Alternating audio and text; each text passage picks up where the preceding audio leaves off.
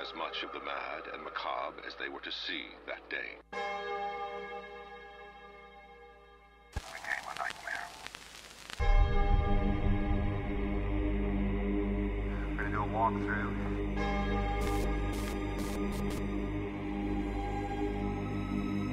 Over 1,300 pieces of evidence were collected from the crime scene.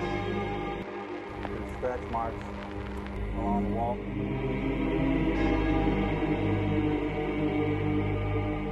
There was no doubt something paranormal was going on. And for that exact reason, we'll continue our research to drive away the darkness.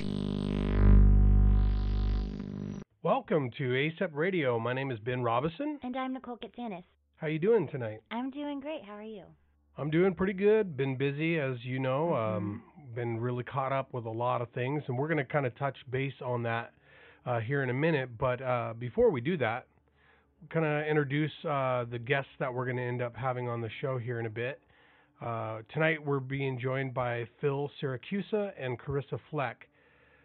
Phil, his whole story is pretty layered. He started out of the womb, from what I can garner here, with a demonic attachment. Is that right? Yeah, that's what I've kind of gathered. Yeah. Well, I guess we'll find out more tonight. But. Yeah, exactly. So it seems like he's battled with that off and on all his life. But then at some point in time, Karissa moved in with the Siracusa family and lived with them for about 4 months. Yeah, 4 months. Yeah, so, I think the team she's with kind of took that case on, and from what I read, like, she had some stuff happen to her before she took on the case, but then kind of had some not so savory stuff happen, and moved in with them and kind of took notes and everything of what was going on, and now they have 2 books out.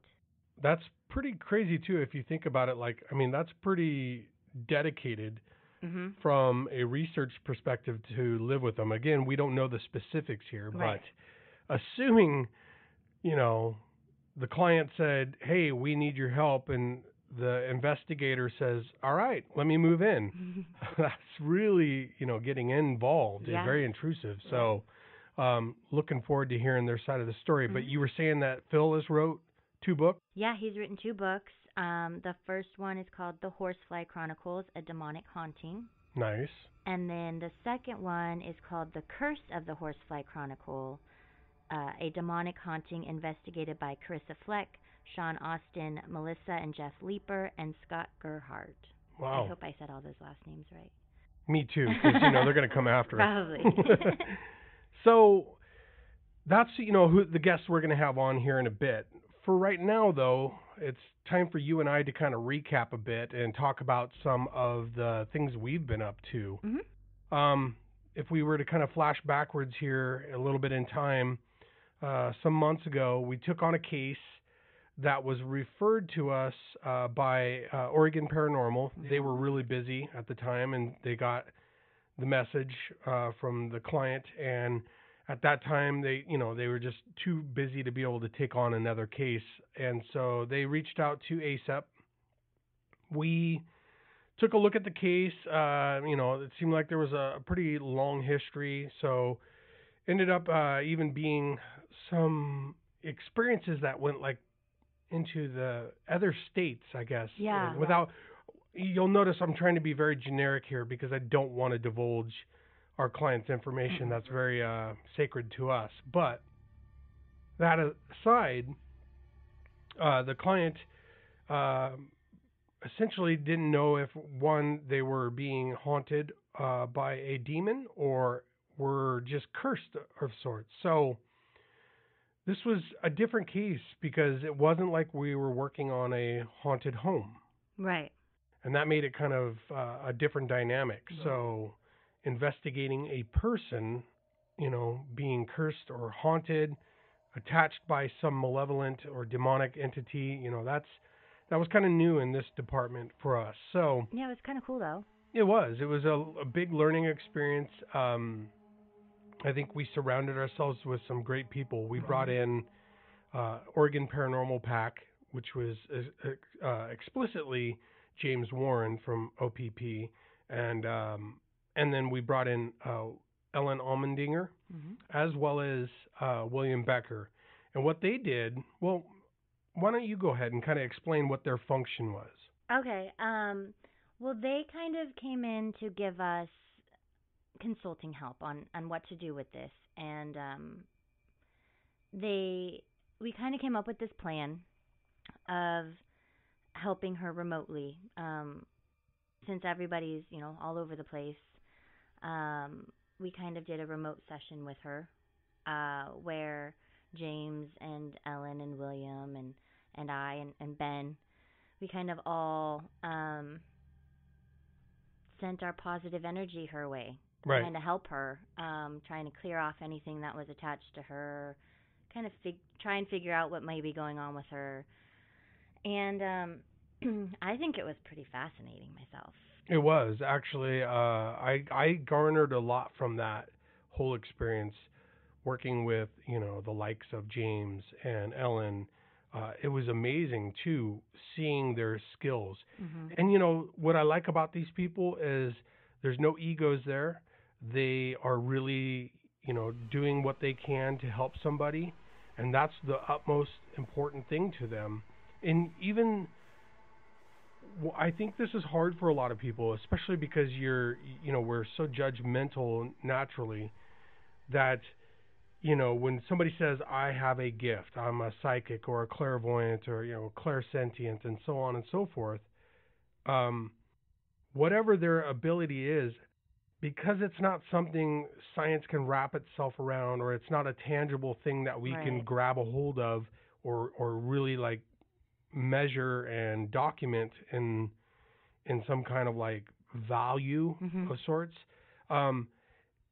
Even a grounded, very, just what's the word I'm looking for? I'm really struggling with that. Like, somebody who's just a humble person, they even are surprised sometimes at the outcome.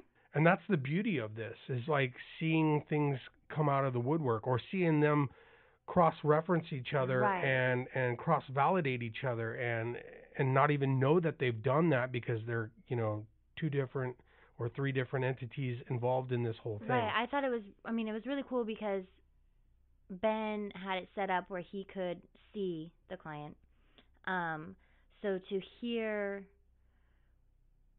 kind of what other people were doing at the time, and if there was any physical reaction on her end, because Ben could see, like just how everything kind of clicked in a way, and it made you, or like afterwards we all came back and told what we saw or felt or whatever, and just a lot of things matched up, and it was awesome, I thought. And I have to give mad props to James and William and Ellen, because they not only helped us with our client, they helped me. It was my first time ever doing anything like that, and they were very supportive and welcoming and helpful to me. I was able to talk to them about some stuff after, and they kind of gave me some guidance on that. I mean, even awesome. that, and that's a huge thing, especially for you personally. What I liked also is the camaraderie, how well we worked as a team, how continuative we were.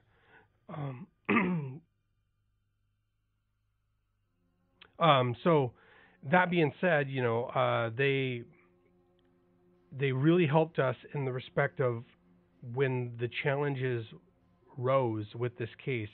We had to collectively work together and see past certain elements or dynamics that were holding us, back, or almost thwarting our abilities to assist. Yeah, there's some boulders in there. Yeah, and so, again, we're trying to be very generic, but all in all, that was an amazing experience to work with those people. There's no doubt in my mind that you and I would love to work with them again, and will, so.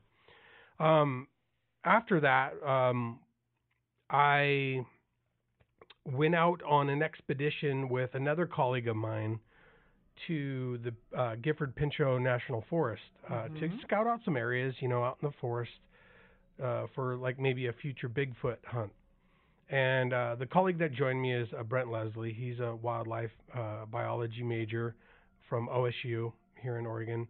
And Brent's just a really laid-back, calm guy, very, knowledged. He's been spending a lot of time learning about these things, and this was right up his alley of wanting to jump in and get involved in something like this. So we both headed out, and I had been studying via Google Maps areas of the Gifford Pinchot, and I finally found an area I thought looked pretty ideal in my, best judgment. So I mapped out those coordinates, threw them in the GPS, and we took off. And we ended up about 50 miles deep inside the Gifford Pinchot National Forest. But we saw, all sorts of, signs of bear. The scat was, very obvious. They really like to be taking a crap on the road. Very interesting. And speaking of the road was really nice for a long time and then got very narrow and kind of, just rugged. And so we had to really slow things down, and that really delayed us getting to our site, the destination ultimately. But when we got roughly about 5 minutes away, Brent heard a deep, gunshot echo. So like a high caliber rifle, right? Mm-hmm. And we stopped and we listened, and sure enough, we start hearing lower caliber rifles firing off, like 22s. We then honked the horn, and before we know it, the shots started getting directed right at us. That's not cool. No, it was very scary. I threw it in reverse, took off down the road, jacked up your ride doing so. Yeah. All in all, it was a bad, situation to stumble across. What we kind of theorized was maybe it was some kind of illegal grow, or maybe even some kind of remote meth lab going on out there. Mm-hmm. But the first shot, the higher caliber one, was meant to probably warn us, and we didn't know it and hear it soon enough, and we stopped. And by the time we stopped, we were probably in danger zone there, and that's when they started firing off like 22s to really instill some fear, and we could hear the bullets whizzing right by us and everything. It was really crazy. So, well, what worries me is that it was Bigfoot, and now Bigfoot's armed. Bigfoot's packing heat. And you still can't see him. Exactly. Yeah, I don't know. It was kind of creepy. But we ended up, handing over the GPS coordinates to the local law, enforcement, and whether they found anything or not, I don't know. I just don't want people getting shot at for no reason. We were out there trying to threaten your grow operation or your meth, so don't try to get all Heisenberg on my ass and shit. But well, first I want to say that I'm glad you guys are safe. I want to say that I'm glad my car is safe. Didn't get shot. And if you are listening to this podcast, whoever you are shooting at my honey and my car, you owe me a paint job. So yeah. You can call us. Thank you. Yeah, please do. All right, so the next thing we are doing right now currently is we're working on a case. Mm-hmm. Again, we can't really divulge specifics, but to just give you kind of an update, we're going to do a complete overnight, not just where we're there for several hours and set up and tear down and then go home and sleep in our own beds. We're literally going to stay the whole night over, but we're going to stay up that whole time. I thought we got to go to sleep. Yeah, you are dead wrong. But we are bringing one individual with us because ASAP, is comprised of me and Nicole. Mm-hmm. So we wanted to bring another individual with us, somebody we hadn't worked with, essentially. And so we ended up choosing Kayla Ohala. I can't say her name for nothing. I think it's Ohala. Ohala. I think. And if not, correct us on Saturday. Yeah, correct us. But Kayla's going to join us. We're looking forward to that. And yeah, stay tuned for our next podcast. We'll kind of give you the rundown on how that went down. Mm-hmm. So, and our next podcast will be with Mr. Jeff Davis. Yay. So yeah, that'll be cool. Yeah. Honey, why don't you kind of go into the last thing we've got going on that's actually coming up in the future? Okay. Well, we have a couple of things in the future going on, but the big thing we want to talk about is that we are going to be at the 6th annual Ghost Conference in Port Gamble this year. I think it's actually the 6th annual Port Gamble Ghost Conference is what it's called. Yep. It is October 23rd through the 25th. It's a Friday through Sunday. It should be lots of fun. We're going to be out there for the whole thing. We are putting on a class this year. Our class is going to be called Paratools 101, How to Get the Most Out of Your Equipment. It's going to be pretty cool. I think it will be. Yeah, we have a lot of stuff to talk about, and it's not going to just be a boring, like, here's a K2 meter, how do you use it? Like, we're not going to go over that kind of stuff. The needle moves to the right. Right, but it's going to be more along the lines of, how to get the most out of your money and how to use things in ways you might not have thought. And really what it boils down to is we want to arm the people in that class with more knowledge to walk out of there and go, damn right, like I know how to, use the night vision feature. Right. I know what the word lux means. I know, where the antennas are positioned on certain things, or I understand how the attenuation of EMF works and blah, blah, blah. Right, so. Or even like, I never would have thought of doing that. Like that's a Exactly. great tool to have in my arsenal. Or a technique. Right. So we'll be doing that. It's going to be on Saturday, October 24th at 6:30 p.m. You can come out and see us. If you want to check out more about the conference, see who else is speaking, because there's going to be some crazy speakers. It's going to be a really good conference. There's going to be classes, lectures, talks, investigations, all sorts of stuff. Yeah, very, very cool. Pete can, Orbia runs this deal, and he's a great guy, and there's no doubt. I mean, of course, he's been running this for several years now. Yeah, so. it's the 6th annual. Yeah. But you can check him out on Facebook. If you just search for 2015 Port Gamble Ghost Conference, their page comes up. Or you can go to their website and check out more information and buy tickets to it. It's at portgamble.wix, it's wix.com/pt-gamble-paranormal. All right. Cool. Yep. Well, anything else that you can think of? Or shall we just dive right in with Phil and Karissa? Yeah, I think we should just jump into it. Okay, well, stand by. We're going to bring them on here in a moment, and we will get into the whole Horsefly Chronicles. Sounds good. All right.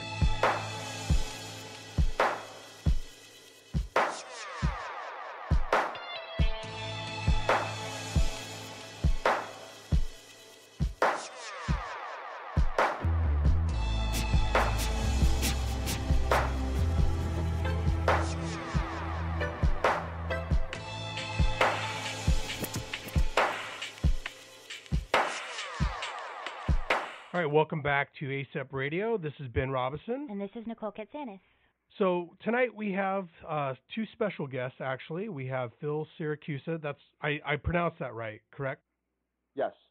Okay, awesome. And we have Karissa Fleck. Both of them are basically, their connection to each other is essentially due to the whole Horsefly Chronicles. And we're going to get into that a little bit here in a moment. But real quick, Phil, if you wouldn't mind maybe just giving us kind of a rundown of how this all started for you and what you believe is going on. Okay, once again, this is Phil Siracusa. I'm the author of the Horsefly Chronicles, a true life demonic haunting. These dark attachments had followed me since I'm a child, and today I'm 47 years old, and it still resides with me today. Through my experiences, once we get into the story, I will talk about how I tried to make contact with these entities and what happened with the Ouija board and where I stand with the battle that I'm going against them. Okay. All right. And now, Karissa, without obviously going into the meat of the whole thing, how did you kind of get drawn into this whole debacle of sorts? Well, I kind of got forced into it by the entities, but I'm a psychic medium. I've been able to see and communicate with the dead since I was a child. and I decided to join a paranormal society. And I got called by my team founder, who just told me that it was a man who thought he was haunted. I knew nothing else about the case, and for the 3 weeks that were leading up to Phil's house, I was tormented in my own home before I ever stepped foot into that house. Oh wow. Wow. So and you guys know without a doubt that the reason what yes. was tormenting you was the same as what was tormenting Phil. Yes. The only way Oh, you're cutting out. I can describe it, people. Karissa? Phil, are you there? Yes. Oh, okay. Looks like we might have lost Karissa. I guess while we're waiting for her to maybe, yeah, it shows that her call dropped. Maybe while we're waiting for her to come back, you can kind of, start into the whole story of, what took place. And because this, if I understand right, this started the second you were born. Well, no, this actually started, again, the information that I'm going to give, some of it's hard to understand, believe, and digest, but this is a true life haunting that has followed me since childhood. But I remember being in heaven. While I did not die here in the physical world, that's where my story starts. Okay. So, if people ask me today, does heaven and hell actually exist? I could look at anybody and tell them the answer is yes, it does. I've been there.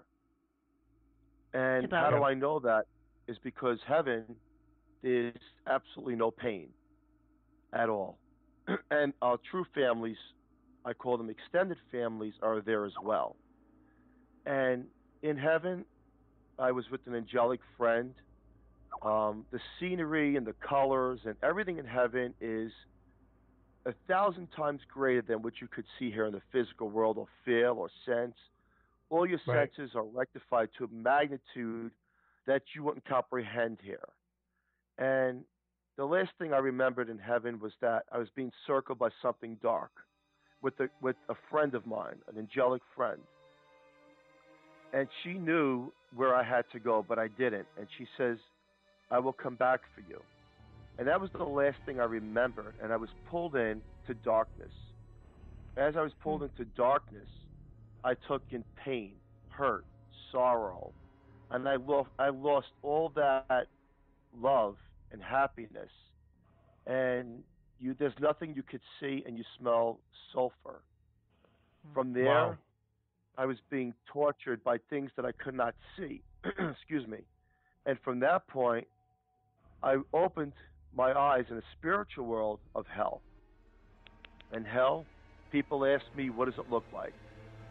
It looks like the inside of a volcano with over 100 different levels. Each level has cubbies that we are put into as spiritual beings, being tortured. For whatever sins that were committed, Satan himself knows, the beast. He does exist in the spiritual world. And demons do not walk around with horns and picks. See, Satan knows our fears. And what he does is he can make anything manifest in front of you as your fear in hell and torture you with that. He basically dwells on the things that he knows absolutely terrify you and disturb you. Yes. Okay. And what I started to know is that some of these people like myself were no longer in hell.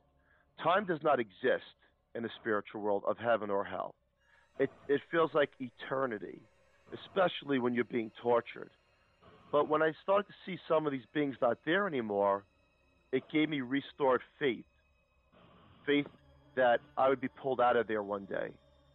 And that day came, where a crack of light came from far, far away, a pinhole of light, and it came slower and closer and slower and closer. And it started to consume me and pull me into it. And when it was pulling me into it, it's a vortex of energy that our spiritual body gets pulled into. And the best example I can give is that when people say they died and went to the light, it's the reverse effect of being pulled out of darkness, out of hell. Oh, wow. And when you go through this light, you shoot through it about, an example would be 100 miles an hour. You start to feel your presence being put together and your conscience. And as that's happening, you start to take back all that love and peace and harmony, and you leave all that hurt, pain, and sorrow behind from hell. Now, what was following me in this transmission of light were these dark entities as well. These dark entities were not far behind me. I couldn't see them, but I could feel their presence.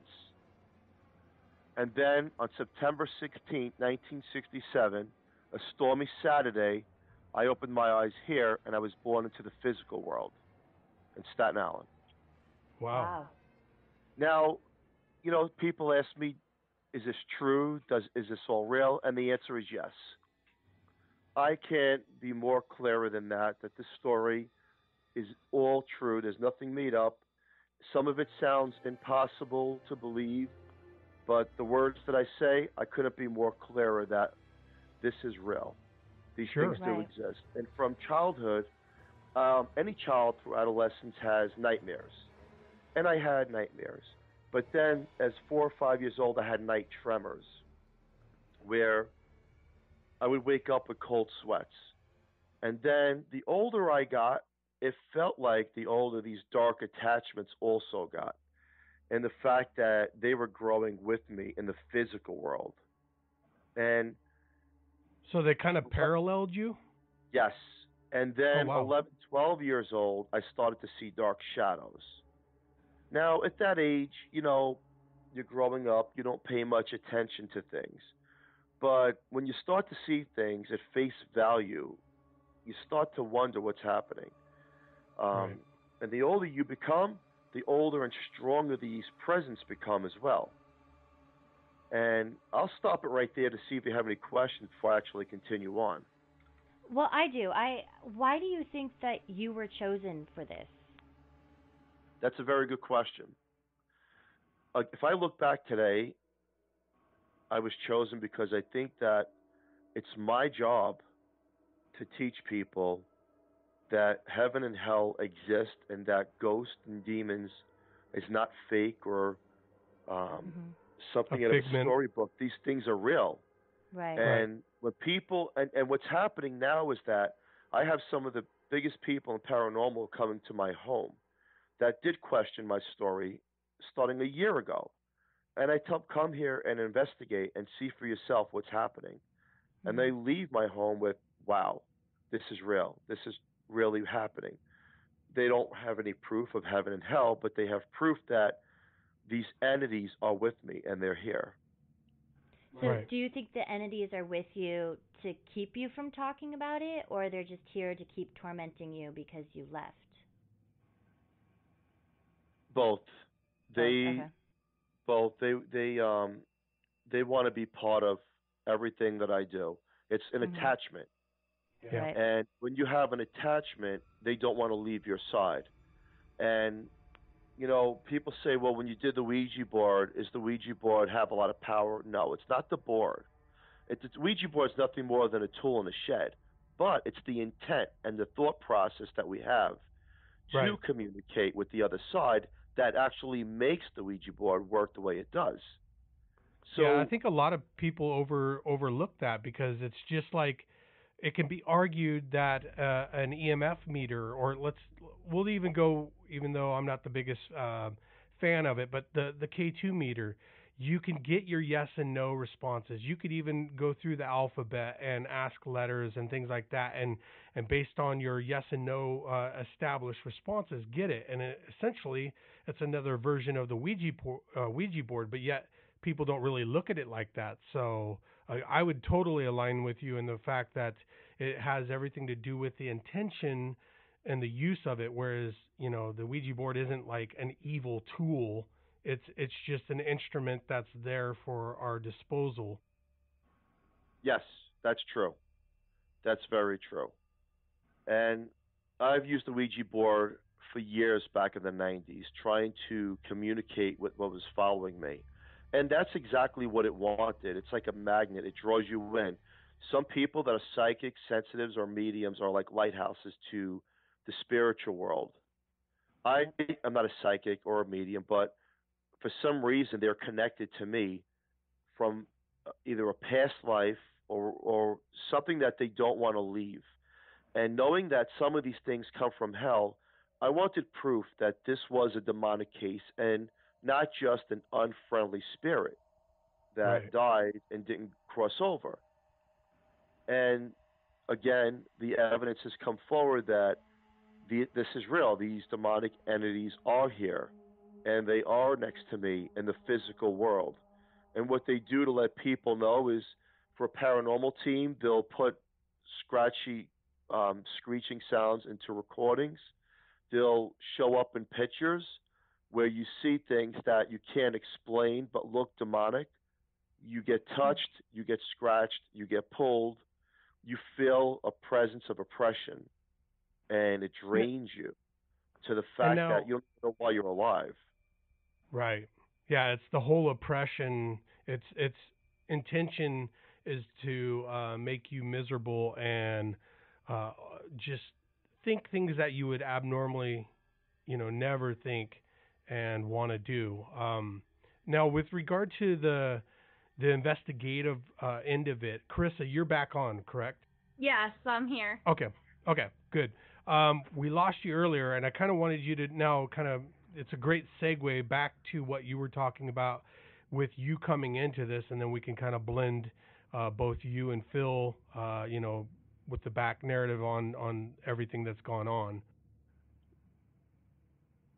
Yeah, definitely.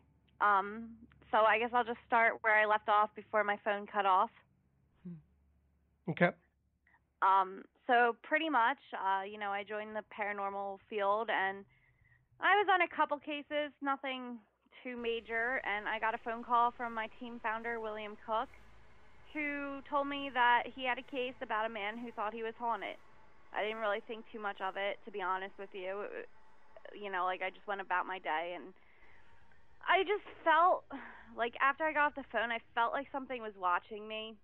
And this was the first time in my life that I couldn't quite tell what was there. I'm used to being able to physically see things, or at least in my mind's eye. And it's like whatever was watching me had a veil over itself. But I just tried to brush it off and just went about my day. Little weird things were going on in my house, like the gas stove turning on and off, footsteps, whispers, out of character things. I remember seeing a few shadows out of the corners of my eye. But again, I just tried to brush it off, and I was just like, okay, like, whatever. Right. I'm just going to go about my day, and, unfortunately, as the days progressed, I started having nightmares of being attacked by demonic entities. Now, I just want to make it very clear that I did not believe in the demonic until this case. A lot of people question me and say, how do I know it's demonic? And my response to that is, you go through what I went through, and you would think the same thing. It was pure hell. I remember having demonic nightmares of, like, entities attacking me. Right. And I remember I actually have a journal, and I wrote down the exact dreams, and I described the entities that I was seeing in my dreams, and I'll get back to that later. And, I just started feeling like whatever was around me was not good. At this point, I still wasn't convinced that it was demonic. I just felt like I was being eyed up. Mhm. Right. And not in a good way. No, not in a good way whatsoever. And that was until I started getting physically attacked. I remember I was laying in bed. One of my cats was on my bed. When I'm not doing the paranormal, I rescue animals. And one of my cats was laying on my bed, and I saw a green orb with my eye. Now, when the orb got to the center of my ceiling, I got sexually assaulted. And I'm not going to go into a lot of detail about that. But I remember just jumping out of bed, and at this point, I had holy water in my bathroom. And it sounds so crazy, but I was, having these dreams and everything. So I had gone to a church, and I had gotten some holy water. And I remember just dumping it in the bathtub and jumping in it. Now, as soon as I jumped in it, I got bit and gashes appeared on my thigh. They appeared and disappeared, which I actually managed to get pictures of, thankfully. The app. And then after that, I remember getting out of the bathtub and just being hunched in a ball naked, just crying, rocking back and forth. I didn't know what was going on at this point. I wasn't sure if I was losing my mind or if this was actually happening. And I remember calling my team founder, and I was like, I have a problem. And I had told him what had happened. Now, give you at this point, I hadn't been eating, sleeping. I hadn't showered besides that bath, because I just felt this whole time that I was being eyed up and it was just waiting to attack me, and it was like I was on edge, if that makes sense whatsoever. Mhm. So I called him, and I don't think he believed me at first. He's a very scientific person. If he can't prove it, he doesn't believe it. So he had me come over his house because he could tell that I was a mess, and I think he wanted to kind of see for himself what was going on.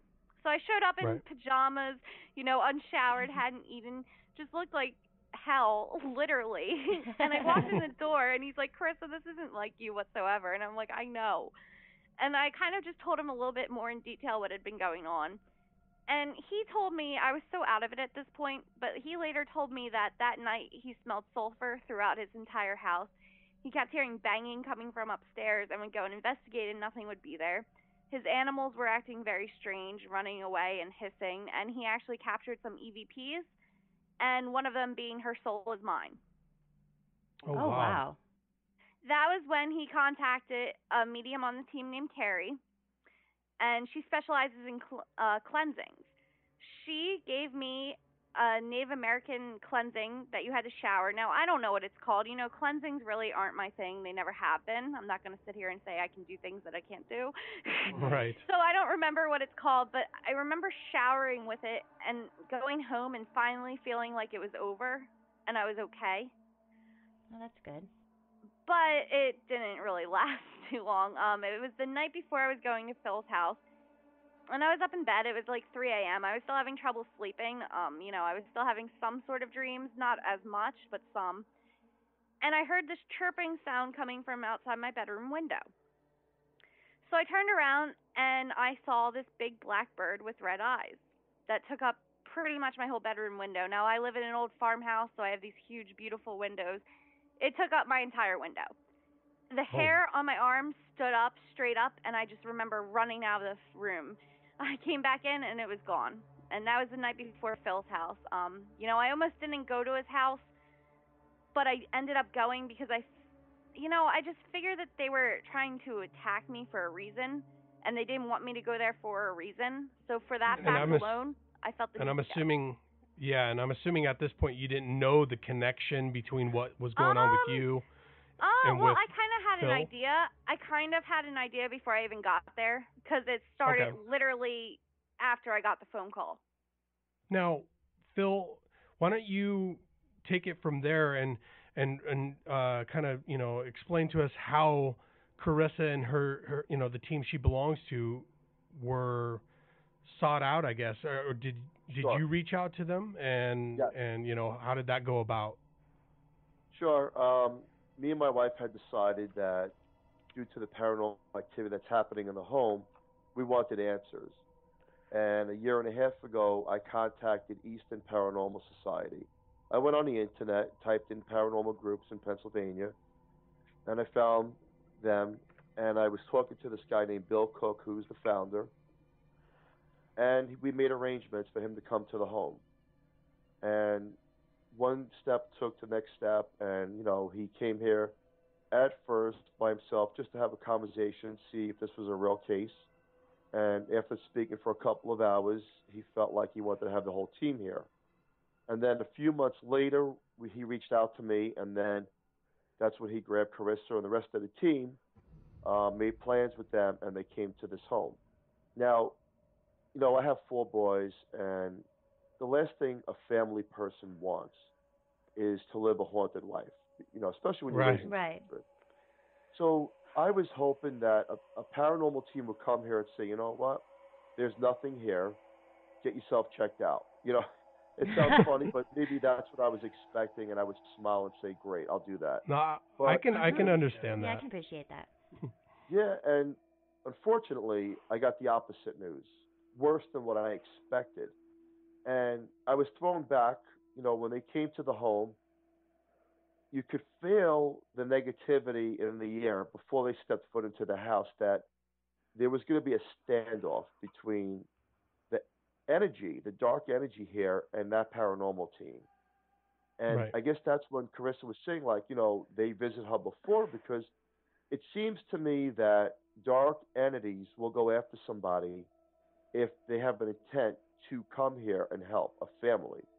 The same intent as if when we use a Ouija board or we have a device to try to communicate with the spiritual world, they know that. So we're opening up that doorway, and now we're almost leaving it to the energies to say what they want to do. And Right. unfortunately, they knew that it was going to be a battle. So that's how Yeah. I got in touch with them, and they came here. And then I'm not too familiar with all paranormal equipment, but Carissa could fill in on that end exactly which device caught what. But Okay. the pictures and the audio that I heard, again, it's chilling to see and hear things that you think could be an imagination.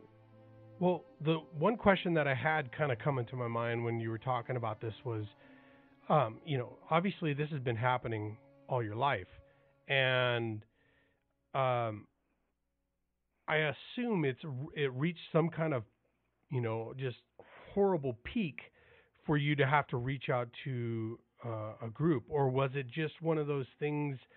It kind of was. I don't want to use the word placid, but just kind of almost plateaued out, and it was doable. I mean, what made you reach out to the group? I guess is ultimately what I'm This trying to is get at. okay. This is what happened. I wrote a book, The Horsefly Chronicles. I wanted people to know about heaven and hell and my experiences with ghosts and demons, what I felt. And when I wrote that book, most of the time I would write that book in the basement, typing it up. And when I was doing that, something told me in my mind to play Indian drum beats. And I went on YouTube and I just typed in Indian drum beats. Why, I don't know. But Right. what I didn't realize is that I was going into a meditative state, and that when I was done typing paragraphs, I would look at it and say, I did this. And when Wow. that book was complete, again, I opened up a door that was halfway open, was wide open. It's as if I brought back the past into the physical world of all my encounters. And they knew it. And they wanted to know that I opened that door. And it was a Saturday morning, and I had to go to work. I woke up 5 o'clock in the morning. I was in the kitchen, and I see a dark shadow flying by. And I'm looking at it thinking it's the bulbs in the house or my eyes. So I blink my Right. eyes and I turn the lights off and turn them back on. This thing is, it's like the size of a basketball and it's flying back and forth. And Hmm. I started to feel this negativity around it. But I dismissed it. I went to work, and then from that point on, this thing would not leave me alone. And now it's to the point where it manifests itself so strong in this home that it actually affects other people. And this story and this haunting is not just about me, but what we're learning is that Carissa is being affected in her home, and other people are being affected in their homes by the same entities. And I didn't believe it at first. I thought that it would be silly to even think that two people could be affected by one entity or a couple of entities. But when I Sure. spoke to people over and over again, they're like, well, this is what's happening to me. And it was no longer a coincidence. It became fact that these energies and the feeling of oppression and the voice recordings are the same. So I'll stop right there once again and let Carissa pick up those pieces of Well, I what have a they actually question real taught. real quick if you Sure, don't mind. sure. It's you said it's affecting other people who are trying to help you. Has it affected your wife and your kids at Yes, all? yes. Okay. Over and over again. Yes. Man. It's Yeah, very that's got to hard be. to deal with things. Yeah, yeah, that's what I was going to say. It's got to be extremely taxing, not only on just the dynamics of your family, but just individually, each person, the duress that they go through, and something that you probably don't know, and again, this show isn't about me, so I'm just going to touch on this, but I actually was or attached by a demonic entity for several years as I was a child going into my early teens. So there's a lot of things that when you say it, and especially I can hear it in your voice, the conviction, it's so visceral and so vivid to you. It just rings a very deep, personal tone with me. So I can very much relate, and I can also empathize as to what you guys have gone through or are going through. Of course, mine didn't last nearly as long as yours, but Karissa, why don't you go ahead and jump in and talk about the investigative tactics and some of the things that you guys caught? Okay. Like I said earlier before my phone cut off, as soon as I walked into the door, I knew that was the same energy. And I remember taking Phil aside and pretty much just telling him everything that had happened to me and everything that I had personally picked up on, down to the details of the entities that I believed were at the home. I remember his jaw just dropping. And he's like, "How do you know this stuff?" And I was just like, "Well," and I just went into this huge story. And, it was an instant connection to him and his family. But during the investigation, there was a room in the basement that none of the other mediums would go into. And I remember being like, whatever. They already came into my house. I'm going to go into their space. Nice. And I set up by myself. I set up in that room, and I was doing an EVP session while the other team was in the other parts of the house. And, I got some crazy EVPs. I got down to the entities' names, which I figured out on my own, and I got confirmation. I also got a lot of EVPs of them mocking my voice at a higher speed. I got confirmation that they visited me. I actually got a picture of an entity that I try to debunk. I might be a psychic medium, but I'm very scientific. And I do try to debunk myself all the time. And, I remember trying to debunk the picture and I couldn't, so I sent it to my friends that are specialists, and I'm like, "Can you debunk this picture for me? I want to know if I'm matrixing it." And they couldn't do it either. So they were struggling with trying to find out. The more they tried to debunk it, the clearer the image got of the demonic entity. Okay. So it was an intense investigation, and I remember at the end of the night we were going over everything with the family, doing a quick spirit box session where we got a bunch of hits as well, and we were just going over everything with the family, and I started to feel ill. I excused myself to the bathroom, and when I looked in the mirror, my eyes were turning black. I walked out. I didn't say anything, and then our medium on the team grabbed me and said, "We need to get you out of this house now." She sat me on the curb and started cleansing me, and while she was cleansing me, the van light in Phil's car turned on. It was as if they were watching. They were trying to indicate that they were around? Yeah, and I drove home with my team founder. I didn't drive to the house. He doesn't really like to tell me too many details of anything. Like, when I say I go in blind to a case, I go in blind. I'll know, like, one or two things, and that's it. And we were driving back to his house, and the gas light came on, and the car it was just filled. It started to reek of gasoline. It was the weirdest thing in the world. And I remember we just tried to ignore it and just drive home, We got in, and it was about, I guess, it was really late in the morning. We got in, and we were having some wine, because I really needed wine at that point. And all of a sudden, I don't blame you. Yeah, there was a huge knock at the inside of the door. Now, I told him not to answer the door, but he did anyway, and the smell of sulfur came into the house. Right. And that was my first introduction onto the Horsefly Chronicles. I vowed that I would never step foot back in that house again. I was ready to leave the paranormal world. Yeah, I did. Yeah. I was ready to leave the paranormal in general after that experience.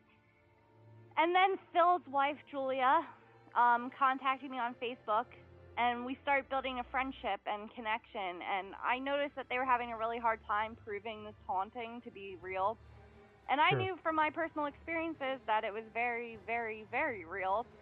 So, you know, I started coming over to the house again slowly. It took me a while to actually step foot into that door, but I slowly started coming over, and I built a connection with the whole family to the point where I was asked to move in and document the haunting, and I agreed. Wow. You've got some balls, girl. Thank you.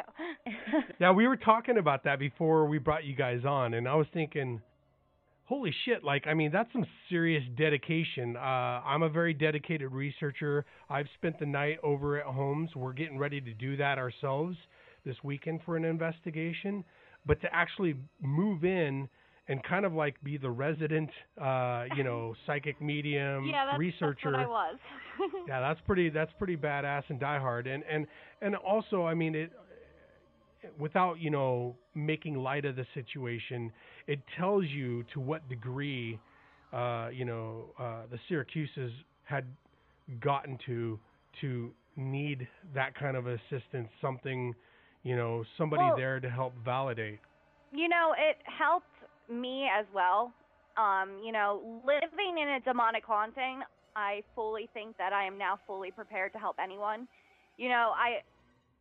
I fully went through like the oppression. It's like the house has a magnet to you and you just don't want to leave it.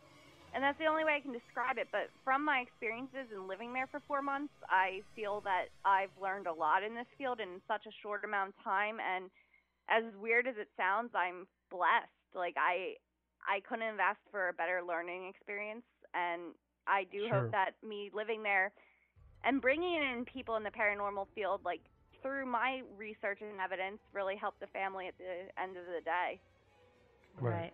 And it kind of sends the message of, you can't scare me away, I'm coming back no matter what. Yeah.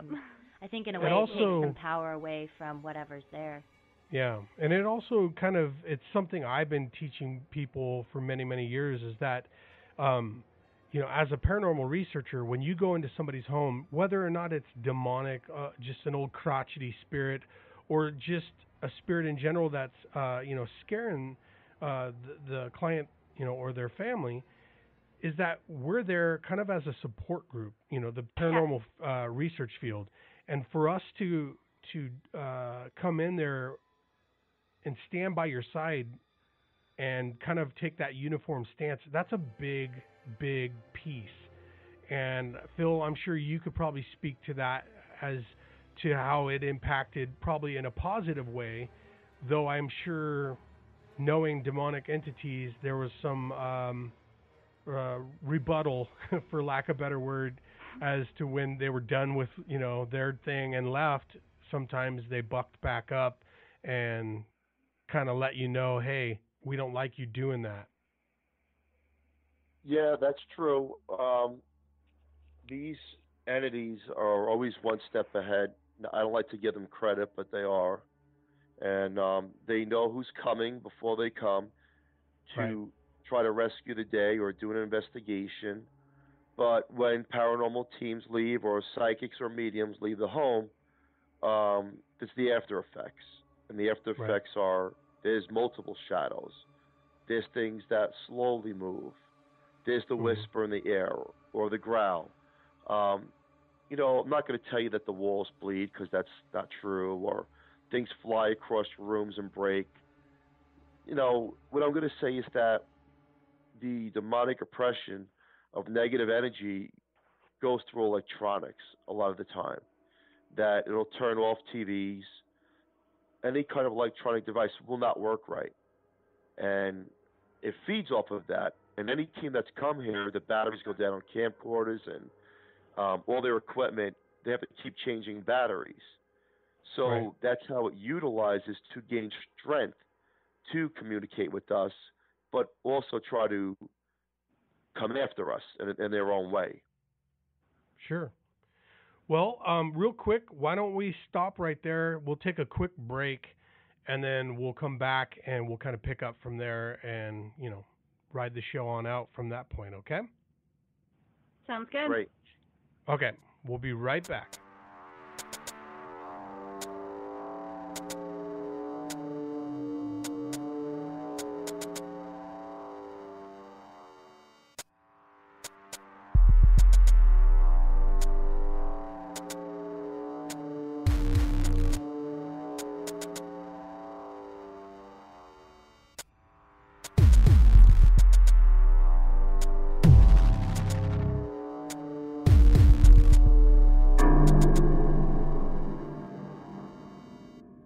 welcome back to ASEP Radio. This is Ben Robinson. And this is Nicole Katsanis. So tonight we're sitting down and chatting with Phil Siracusa and Karissa Fleck regarding the Horsefly Chronicles, his tale of a demonic haunting that's not only impacted him, but it's impacted many other people, including his family and even some of his newly acquainted paranormal family, if you want to call it that, Karissa Fleck as well. So, but before we go into that, let's give a quick shout out, if we will. Yeah, we need to give our shout out to Mike Smith at InfoSub. He hosts and puts up our little radio show for us so people can hear it. He is reachable via Facebook at the InfoSub, 2 words, the and InfoSub. And you can go online and listen to us and other radio stations at infosub.listentomyradio.com, and the 2 is the number 2. It's not spelled out. Good. Awesome. Yeah, so thank you, Mike. Yeah, thanks, Mike. We always appreciate you doing that. Again, we will also throw this out there on Spreaker, iTunes, and Your Listen as well. So, anyways, back to what we were chatting about with you folks. Karissa, why don't you talk about, what happened after you left the Siracusa home? Okay. Well, I lived there for 4 months, and after those 4 months, I had thought that, I really did document it well enough. I had, at this point, brought in some of the bigger names in the paranormal to help me. So I felt comfortable going back to my house and my life. Unfortunately, the entities that reside at Phil's house followed me home as well. And, it sounds crazy to be like, oh yeah, there's 2 people being affected by the same haunting, but it's true. Oh yeah. It's pretty insane, actually. Like even tonight, I keep noticing things out of the corner of my eyes. And you can ask me how I know it's connected. And again, it goes back to the same energy. It's on the same energy level as the stuff at Phil's house. And that's how I, notice spirits. Like I know when a new one's come in because of the different energy. Right. So that's interesting. We're actually this week filming for a TV show where they're going to be going to Phil's house and then they're going to go to mine and try to prove that the hauntings are connected. Wow. Oh, wow. That's cool. They've got their work cut out for them because that's just not the easiest thing. Again, I think it's one of those things like you were talking about. It's a very personal thing. There's not really a gadget out there that can go, aha, that's tied to the Siracusa. Well, you would think that. However, I've gotten the names of the entities that are at Phil's house and the same voices recorded at my house as well. Okay, so they're outright saying like in an EVP. I actually have an EVP from my house that I got not that long ago that says horsefly. Huh. Wow. So there is a definite connection, and it's pretty, they make themselves obvious to me because they know me at this point. Right. I mean, I lived there for 4 months. They know me. They're attached to me as well at this point now.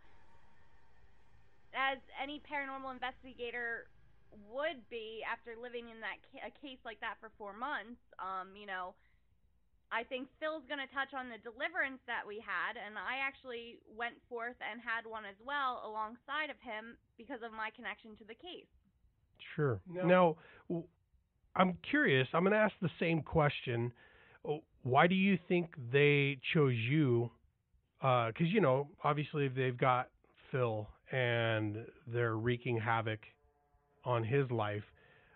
But even before you met Phil, they somehow, as he said, they're one step ahead. They're kind of, know all, be all entities.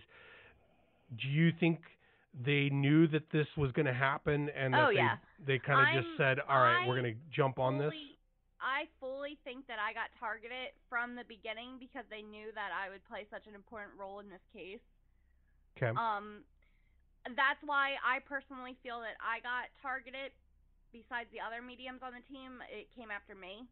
And I do think that it was because they know. And like Phil said, I hate to give them credit, however they do know things. Right. And as for them being attached to me now, it's simple. I'm a lighthouse myself, so entities and spirits good or bad, are attracted to my energy.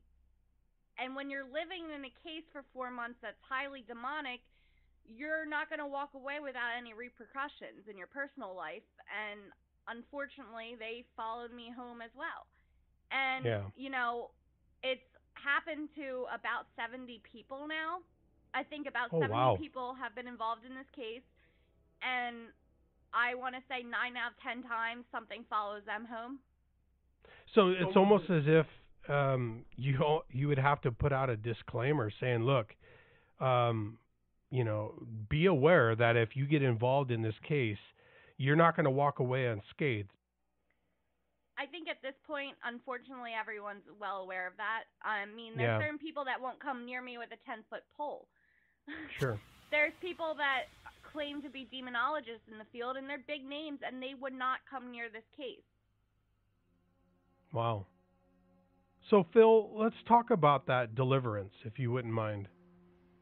Sure. So me and my family, we got to the point where once again we want to try to remove these entities from the home so we could have a happy life, so we could wake up when the air is light. And just rewinding back November that just passed, I had a minister come here, um, a well-known minister, and he blessed the home and he said prayers in every room.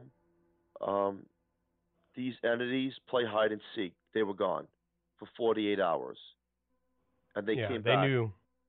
They know, and they came back full force. Just when you think that it's going to be smooth sailing, it's not.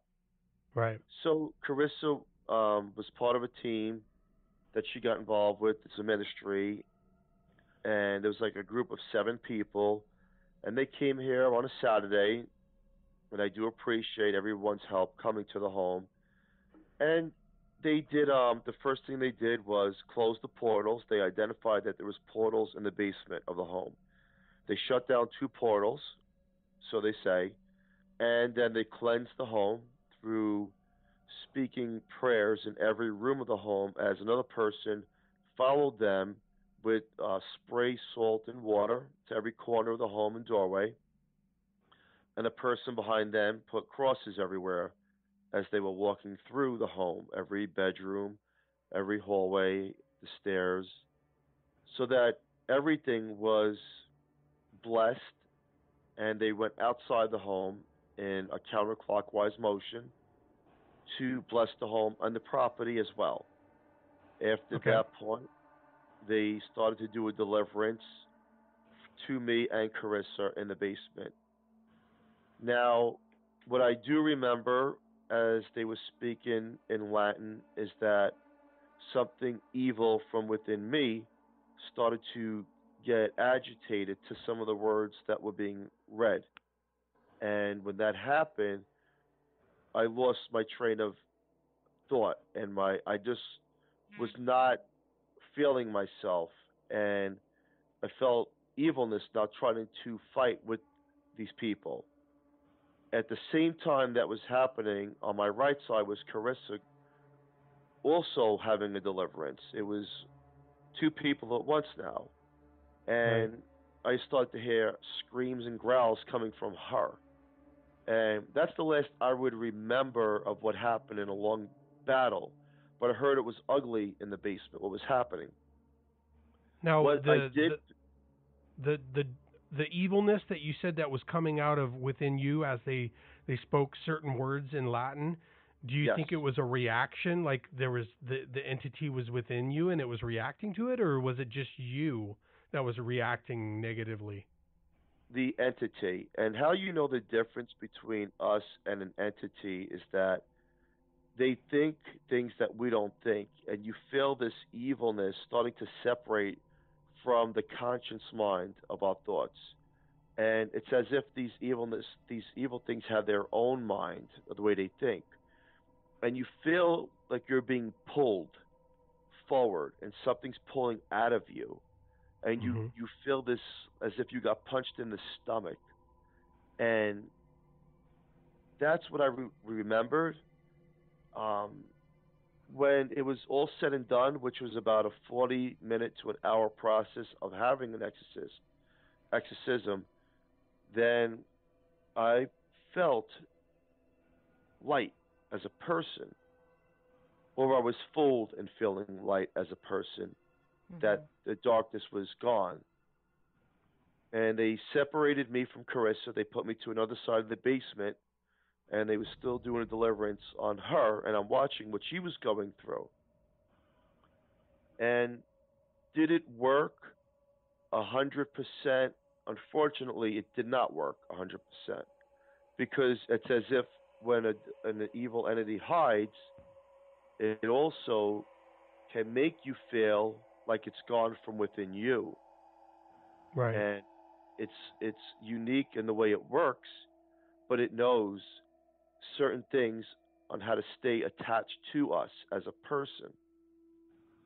And I didn't know that up until days later when once again they felt like the home was blessed and the portals were shut and the home was good for a day and a half. It was light. Once again, we woke up on a Sunday morning.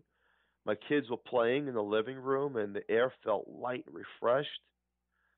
And me and my wife looked at each other with tears and like, it's gone. It's gone. Yeah. Finally.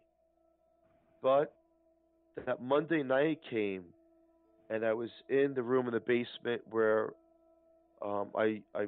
it's a room that nobody goes to. I just do my radio shows where it's a private room. And I seen this dark thing fly by. And I tried to dismiss it, knowing that the home was blessed. But the next morning, something whispered in my ear. And then a bell, the most bizarre thing, a bicycle bell, rings in the middle of the air in the living room when I was working out watching television. And I'm looking like, where's it coming from? And here it goes again. It's letting me know we're not gone. We're back. Yeah. Yeah. And it's like I was on that. It was like I was. No, that's okay. I was just going to say, it's like I was saying earlier about, you can do certain things and they'll kind of like nod their head like, okay, yeah, we'll give you that, and we'll back off for a moment, but we will be back. And that's clearly what was transpiring there. Almost like they'll pacify you a bit to let you back off and then come back. Right. Yeah. Yes. So things started picking back up again. So things started picking back up where you start to see the dark shadows. You would walk back in the basement days later and feel the oppression. And my wife says, no, it's gone. It's gone. And I says, you need to come in the basement. It was a Tuesday night. And we were sitting on the couch. And she's like, I don't see anything, Phil. It's all in your head. And then all of a sudden, a toy dinosaur that you have to push the tail down on, it's not voice activated, goes off. And it does that dinosaur sound. And we look at each other like, okay, did somebody kick this thing? And then it goes off again. And my wife just shook her head and she's like, I'm out of here. And my older kids came down and I said, look, what's happening here? And it's on YouTube, this video. It's a real video. There's nothing fake about it. It's at that Tuesday night, I'm communicating with these spirits and they're actually working through a toy on command of my voice. And they're not leaving. That's what they're telling us, not through words, but through their actions, that they're not going anywhere. Right. Right. And it's sad. It's really sad because the Horsefly Chronicles, one of my missions is to teach people that this does exist. These things are real. But the other mission was to have a happy life and wake up one day with me and my family and we don't have to battle this anymore. Right. And it's not working. It's not working. So I decided to have still some of the best names in paranormal come here and investigate it because it's a live haunting. There has never been one person that can come to my home and say, it's not true, I debunked everything. It's not. I wish it was. Yeah. But over and over and over, people that don't even know each other. In fact, I try to trick some people and saying it's a good haunting. These are friendly ghosts. Until they get to the basement and realize that what's happening here. It's that oppression that takes them over. And they all say their equilibrium balance is off and they're dizzy. and they feel like their energy is being drained. So up until today, I had a medium in my home that wanted to come here to see the case. And once again, the same exact things where she's like, "This is bad. This is really bad. What's happening here?" And I don't even know how you battle this because this thing does not identify itself. It won't tell a real name. And what she said today was something very unique that Karissa had said way back. This demon, and it is a demon, what it does, it's a shapeshifter in the sense that my son will say he sees a little boy Jack. My wife will see a girl. I would see a girl sometimes, and then other times you'd see a man. And not that you'd see it looking forward at something, it's like you see television in your mind that plays the image of what it wants you to see. Right. And last summer, my dog, at least I thought it was a dog, there was a shapeshifter outside, and I was frightened. And Carissa seen it another night, and she was frightened, and my son. So it plays on your fears when you least expect what's going to happen in the home. Now, Phil, with regard to the way they look, is there anything off about the way these different shapes that are, projected to you? Do they look like normal, like a little girl, or is there something off about her? Does it look like a dog, or is there something off about it? There is a friendly ghost in the home, and her name is Sarah. That's a friendly ghost. That has nothing to do with the demonic tie. That's a whole separate thing and has nothing. But what this thing does, it mimics the other things that we know of, or animals that we have, or people. Right. And I captured it last summer. My wife was in the bathroom when I was running around the house taking pictures, just to see if I can catch her orbs or something. And what I did capture in the reflection of the mirror is my wife's back.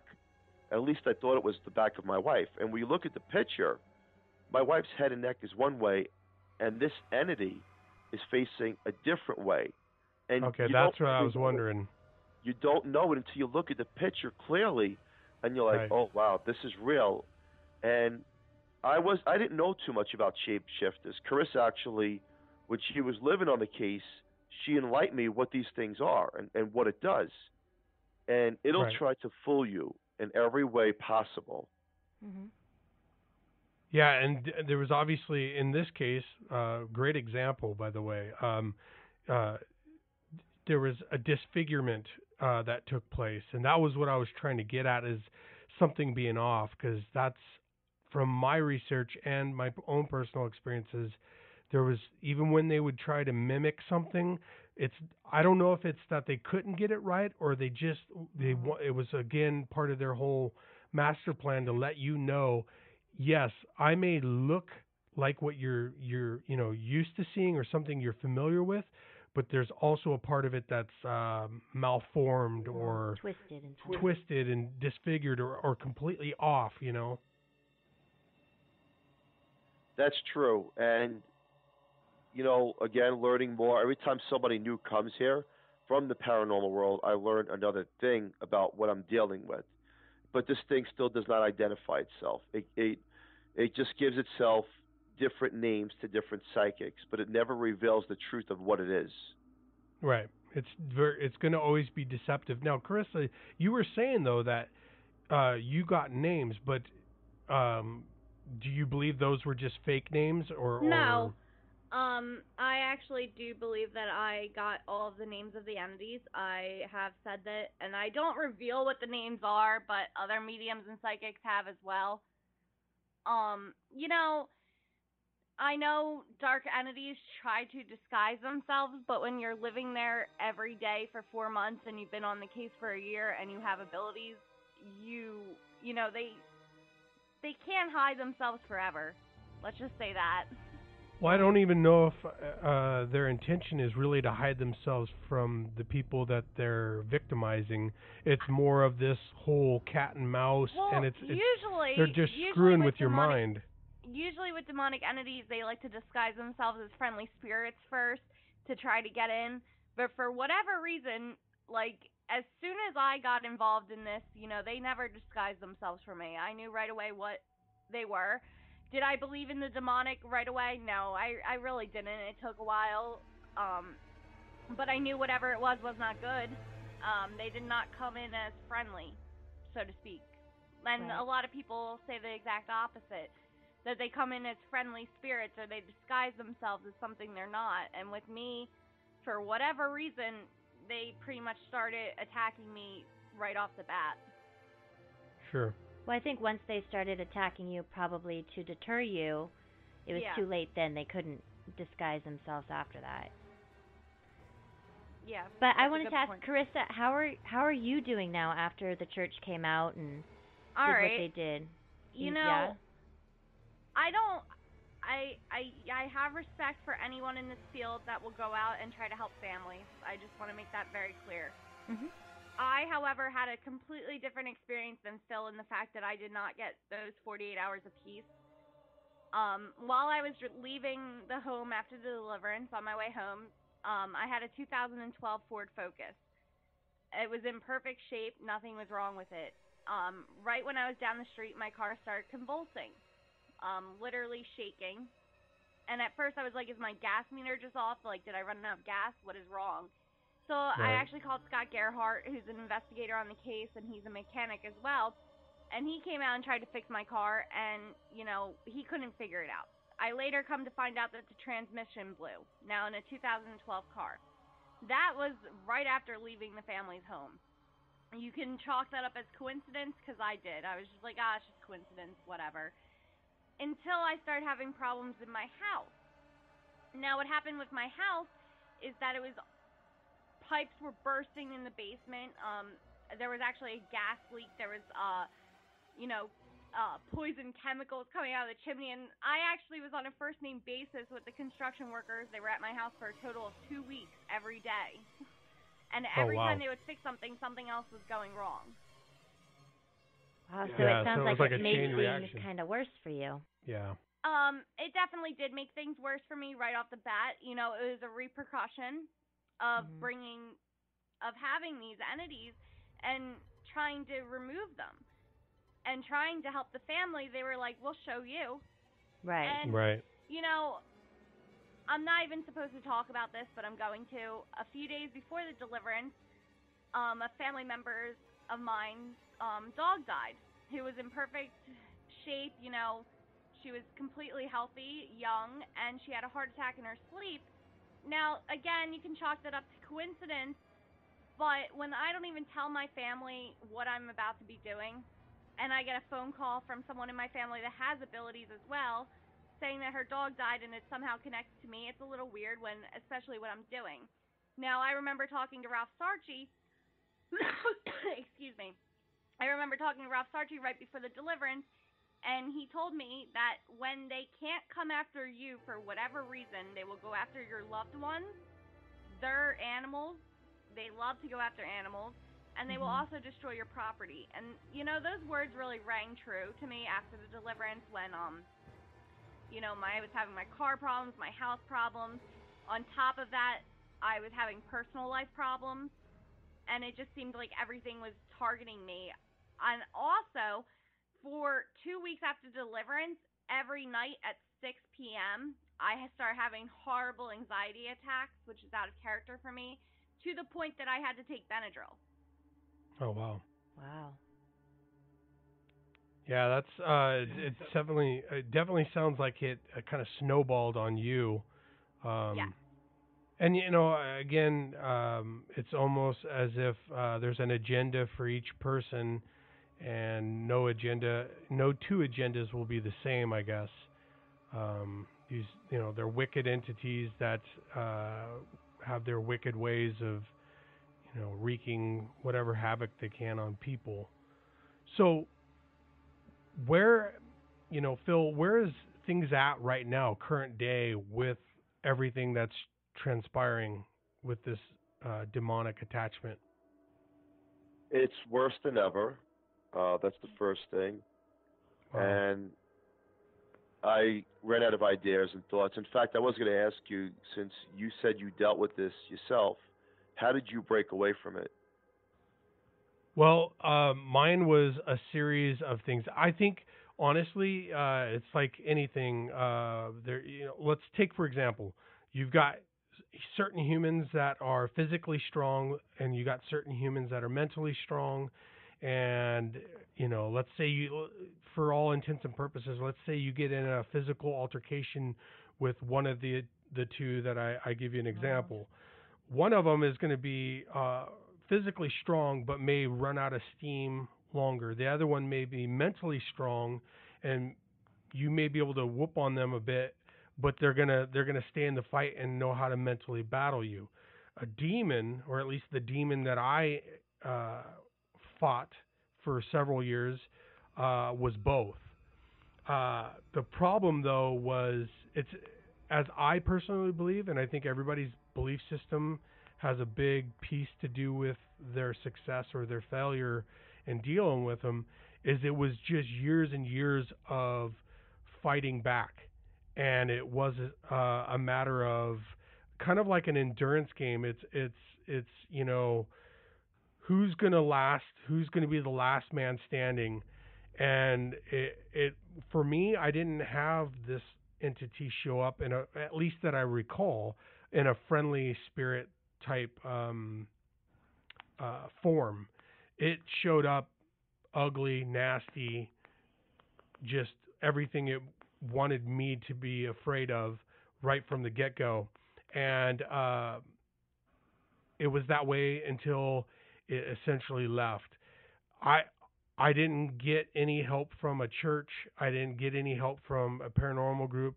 There wasn't even really a such thing when I was a kid, at least as it is nowadays. And I think when I started going through puberty and other personal issues with, say, my temperament and things like that, I just became this very determined, strong-willed individual that kept fighting back until it finally said, this is too much work, I think, and it moved on. That's kind of the easy way to go to explain it, without explaining each episode or interaction. But that's how I had dealt with it. Whether or not it was my doing or some other entity or entities that interacted, I couldn't tell you that part. I'm just glad the thing's gone. And that went on for roughly, I would say, I don't know, 5-6 years. So, and it was a daily torment, thing. So, I do have another question. You're an investigator, correct? Correct. One of the questions I have, and I'm sorry because I'm living in a very bad case, is that do you think that there's any ties between aliens and demons? Potentially. I haven't seen enough of stuff either I've researched or firsthand come across to say that there's enough strong evidence. I do think my father is a longtime ufologist, and I know we've chatted on, for many, many hours at length combined over the years about this kind of thing. He definitely feels that demons and angels and aliens have a very close tie to one another. Whereas I more lean to the idea that, well, here's what's even weirder yet. I'm agnostic, okay? I believe in a God. I believe in a devil or, hell and heaven. I use those words because we live in a Judeo-Christian society. Personally, though, I don't subscribe to any kind of religion. I was born and raised Roman Catholic, went through, a lot of the things a kid does through the church. I don't even remember what they're called, but yeah. But I have personally chose an agnostic life. But the thing is, I do believe that there are devils and there are angels, and I believe that they hate everything about us. They're there to make every effort we put into things like we're wearing 100 pounds more of weight, and every effort we make is like taking 1 foot forward and it's 2 steps back. And that's what they want to do because they want to dwindle you down and whittle you into this skeleton of a person, and essentially, in the long run, kill you. But I don't know that aliens are always a part of this whole thing, and it's because of the constant torture or the constant chaos that they're creating. I think an alien interaction can be misconstrued as maybe potentially a demonic one, but it's going to be usually a temporary, thing, like a one night issue or a week long thing or something like that. Does that make sense? Yeah, it does. The reason I bring it up is because last summer there was a time lapse here. We were in the living room, me, Carissa, and my son, watching the movie Signs, out of all movies, because I like the movie. We all like it. Love that Mel movie. Gibson. And we left the living room 11:30 to go walk into the kitchen, which is 3 seconds to walk into the kitchen. But it went from 11:30 to 1 a.m. Now, we looked at each other, not understanding where the time went. And that's why I'm asking, do you feel like maybe there's a tie here? Well, I see exactly what you're talking about. You've lost time. Your whole family actually did in this case. I don't think that's outside of the scope of what demons can do. Again, they mimic a lot of things, and especially let's take your scenario. You guys were watching Signs, so it again is one step ahead. It's thinking about what it wants to do to screw with you and make your life hell.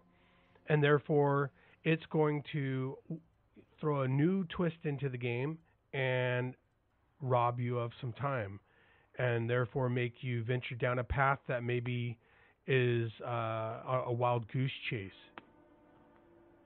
But that's just my gut instinct. I can't I can't honestly say that was what happened, but just going off what my personal experiences were and what I went through, and just learning and hearing other people's stories throughout my whole life, that's exactly what they like doing. They like to fuck with you so much that you don't know what's up, you don't know what's down or left or right, and that's they love it. They feed on that. You're right.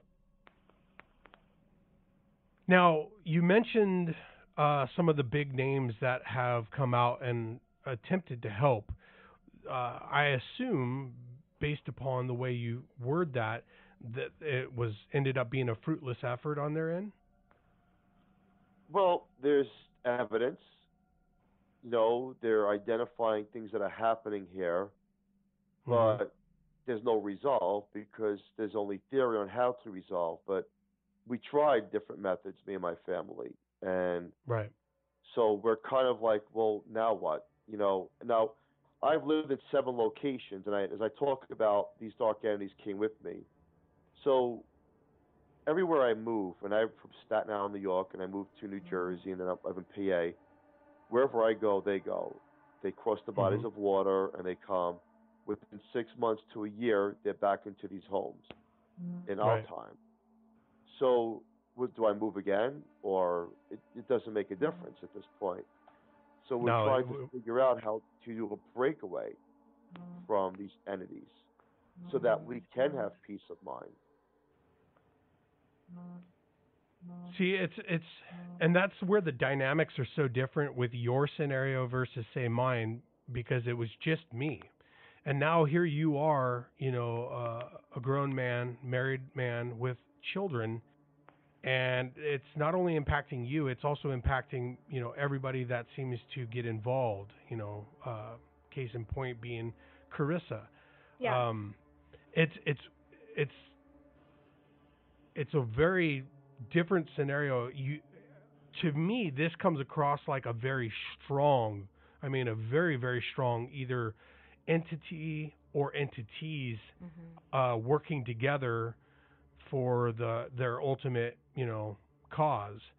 And that's where getting people who are dedicated and will stick with you to your side for whatever length of time, to go that marathon with you through the dark back into the light until these things are completely abolished.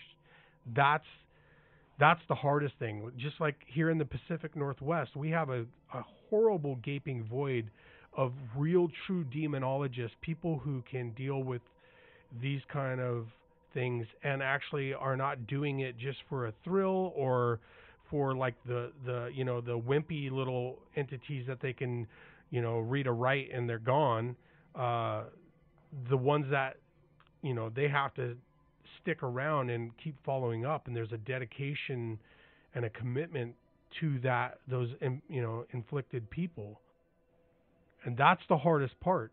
Now, what it's, as far as your resources out there in, PA, yeah, I would hope you had a heck of a lot better resources, but it sounds like everybody you've brought out there might be able to capture some evidence of it, but as far as ridding this, demon or demons, it's been to no avail.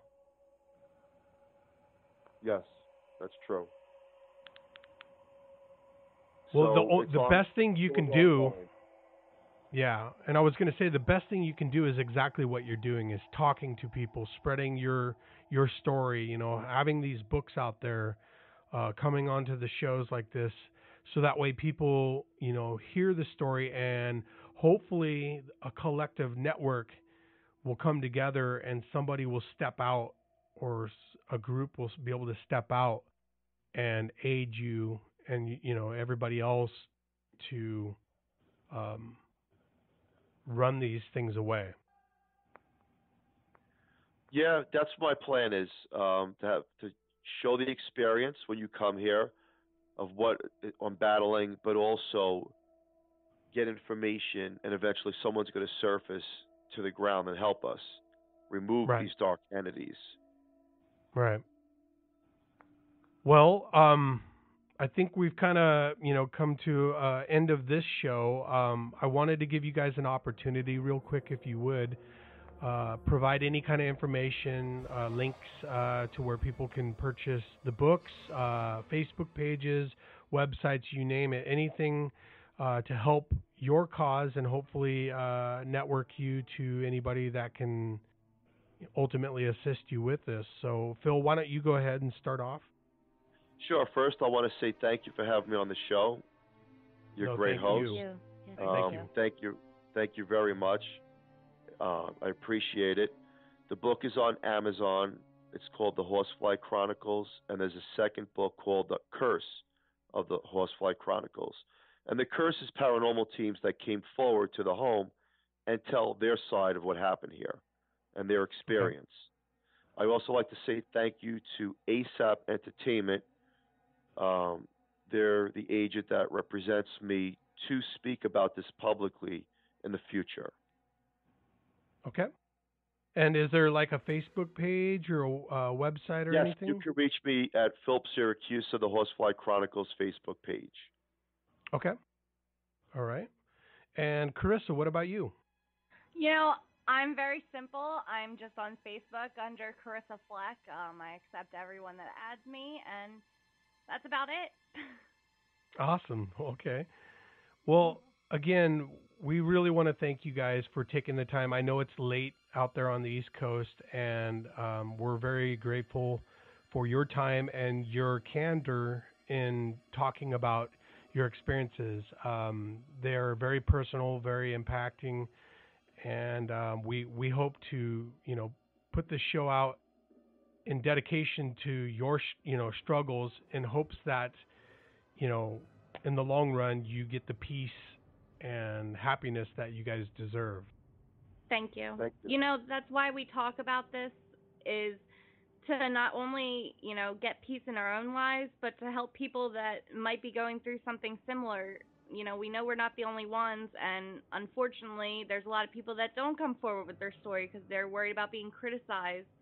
But, it's important for those people to hear other people's perspectives on a demonic haunting. Where demonic hauntings are real, they do affect families.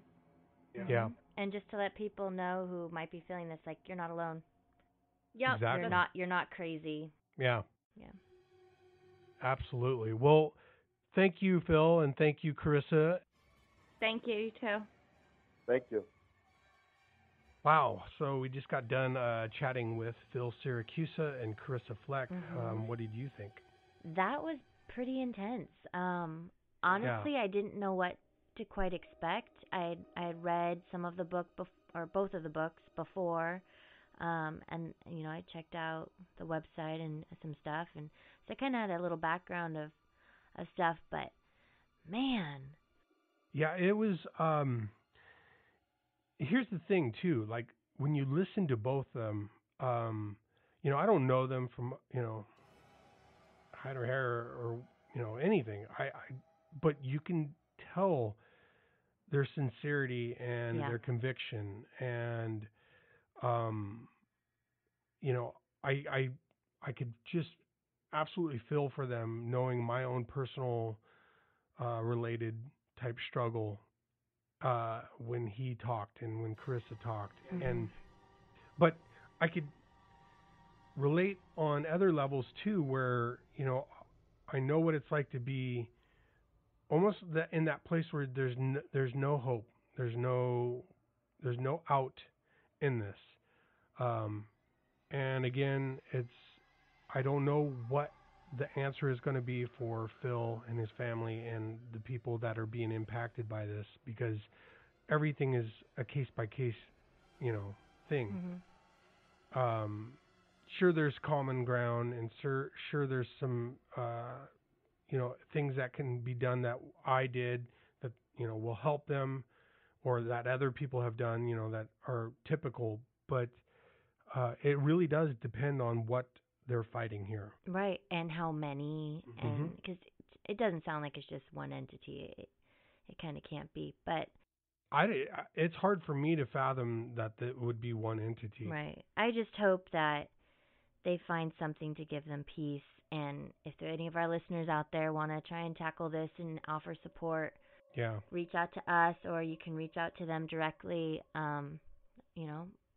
We have a great community of people and helping each other. We talked about it even before we did this interview, with just working with James and Ellen and William, the connection we have. And I think in the paranormal community, we have a great community of people who want to truly help people. So, hopefully they find some help. And the big thing is that people who really put forth that effort. Right. But when you're dealing with something like this, it's a whole different ballgame. Yep. And there's no way to convey it in words. And it's something that you have to witness. And that's why, I get it. There's a lot of people that are out there like, well, there's no such thing as demons. And it's because they have never encountered something like this. So they have no starting point to even consider how nasty something like this could be. Right. Movies, that's it's just so glorified and just grossly exaggerated. This is more of an internal thing. It's not something that's going to be clouds forming together and dishes exactly just flying across a room. It's an internal battle, but there are physical elements to this. There's physical interaction as well. It's just not anything like Hollywood, is what I'm trying to say. Right. I just wish for peace for everybody, because this has to be taxing, emotional, physical, everything. And I just hopefully something works and they can get rid of this. Yep, I agree. Well, like we said, we're going to be chatting with Mr. Jeff Davis here soon, and looking forward to that. Actually, it's our re-recording of it. the first one ended up not his fault at all. Just the audio recording and in our kitchen, trying to do it a live, all three of us together did not work out. So we're going to try to attempt it a different way, very similar to what we're doing right now with, Phil and Karissa, and provide a better quality show, which, again, I want to do on behalf of our guest, in this case, Jeff Davis. Right, So and he has a good story to tell. So he does. And he might sing for us. Who knows? Yeah, he did last time. That was nice. All right, well, other than that, I think we are ready to call it a night, and thank you folks for tuning in and showing love. Thanks to everybody out there who supports us on a regular basis, and thanks to Mike Smith over at InfoSub as well. Yes, thank you, and stay tuned for next time. Bye-bye. Bye.